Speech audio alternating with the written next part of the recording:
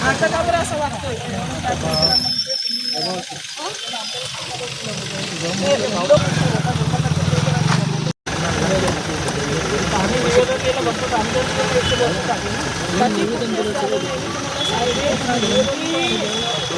Collector साहेबांच्या दारासमोर ते पायऱ्या आहेत ना, त्या पायऱ्यांवर फटाके फोडले.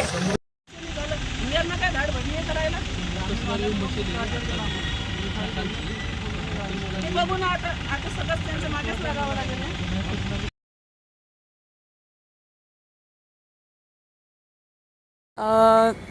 17 तारखेला तहसील कार्यालय खामगाव हे काही शेतकऱ्यांनी जाळण्याचा प्रयत्न केला असं तहसीलदारांनी खामगाव शहर पोलीस स्टेशनला फिर्याद दिली आणि त्या फिर्यादीच्या आधारे खामगाव शहर पोलीस स्टेशनच्या ठाणेदारांनी काही कॉलेजमध्ये शिकणाऱ्या मुलांना अटक केलेली आहे आणि ती अटक करण्यापूर्वी त्यांच्या घरच्यांना प्रचंड मनस्ताप दिलेला आहे, त्यांची हरासमेंट केलेली आहे, त्यांच्यावर दबाव आणलेला आहे आणि ती दबाव आणून या 2 मुलांना इथे अटक करण्यात आलेलं आहे.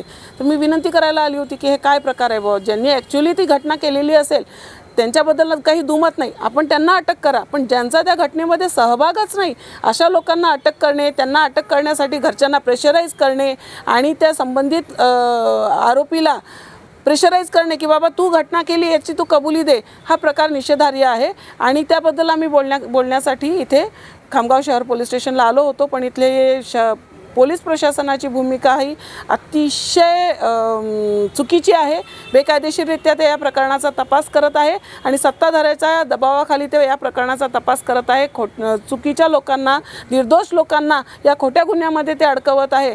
त्याच्यामुळे या संपूर्ण प्रक्रियेत पोलीस प्रशासनाची भूमिका संशयास्पद असल्याने आम्ही त्यांचा निषेध व्यक्त करत आहोत. जर आपल्या मागण्या पूर्ण नाही झाल्या, आपण जी आता मागणी केलेली आहे तर पुढचा पवित्रा काय राहील आपला?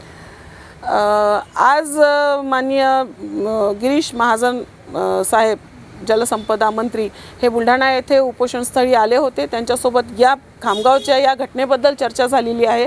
खामगाव शहर पोलीस स्टेशनच्या कार्यपद्धतीबद्दल चर्चा झालेली आहे आणि महाजन साहेबांनी हा विषय SP साहेबांशी बोलून आम्ही त्याच्यातून मार्ग काढतो असा शब्द दिलेला आहे. 1-2 दिवस त्यांच्याकडनं काय उत्तर येतो ते पाहूया, नाहीतर अन्यथा या शहर पोलीस स्टेशनच्या विरुद्ध आम्ही तीव्र प्रकारे निषेध व्यक्त करू.